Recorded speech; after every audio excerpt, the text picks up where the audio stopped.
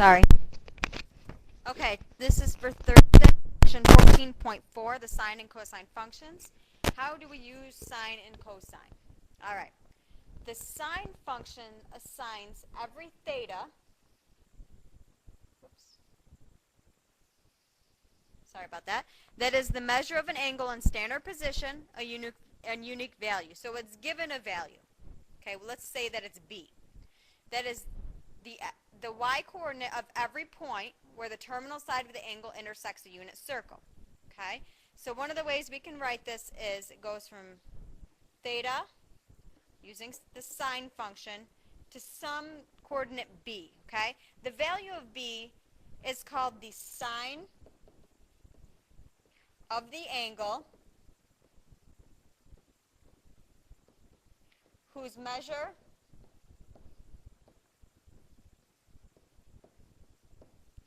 is theta. And we write this as b equals sine theta. Okay, this is the way we're normally used to seeing it. So let's look at what this looks like graphically. When we're talking about the unit circle, the first thing we need to do is draw our coordinates. And we always label them, y and x.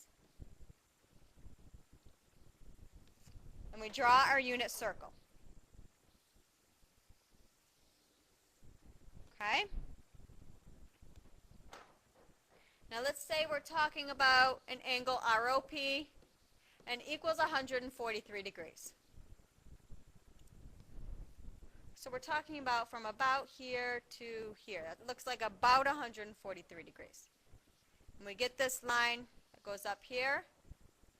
And because we're talking about a unit circle and we're talking about sine and cosine functions, we make a right triangle. All right. This gives us here the point P, and its coordinates are negative 0.8 and 0.6. We'll call this Q down here, PQ, and of course, PQ and 0, which is our origin, or O for origin. And then over here, R is 1, 0. Okay? This is where the unit circle passes through our x-axis. So, if angle ROP equals 143, and P equals negative 0.8 and 0.6, then sine of 143 degrees, equals 0.6, because we're talking about the y value. And PQ, which is right here,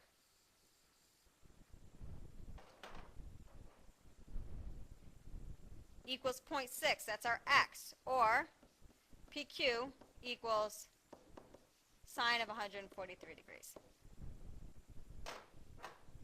Okay? I know it gets a little tricky. We're going to look at a couple more to discuss where they're positive, where sine is positive and negative. But this is what we need to discuss when we're talking about sine in the unit circle. Okay? So let's look at some diagrams and talk about where sine is positive and negative. First thing we're going to do is we're going to draw a circle. We're going to draw a circle for every single one of these. So draw a circle so that you have room. We're going to need 4 of them. Okay, so we're talking about where sine, the sine function, is positive. And we know our quadrants, okay? I'll make a small one down here. We know this is 1, 2, 3, and 4. All right, so when we talk about the sine function, and we want to look at it in the first quadrant, we'll go from the radius, we'll draw some line here, okay? And you know that it makes a right triangle if we bring it down. This is the degree we're talking about, so it's in the first coordinate. It's between 0 and 90 degrees. We know that sine in quadrant 1,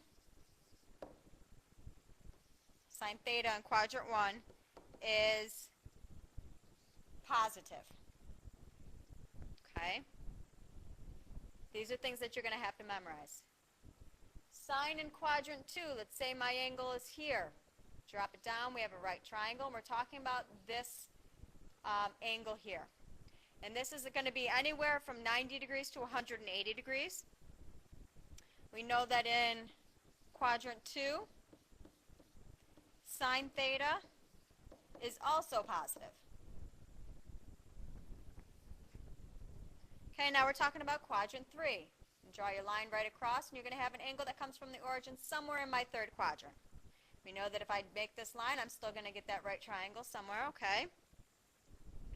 So let's talk about quadrant 3. In quadrant 3, we know that our sine theta is, in this case, negative. Okay? Now think about this. When we're talking about sine, we're talking about our y value. When we look at this one, we know it's above the x-axis, which means it would be a positive y. Same thing here. Now over here, when we talk about the y, you know it's actually below the x-axis, and it would make it a negative y. So what do you think is going to happen when we get over here, when we talk about our fourth quadrant? Okay, we get the right triangle again. It's going to be an angle, a degree that goes around anywhere between 275 to 360. This was anywhere between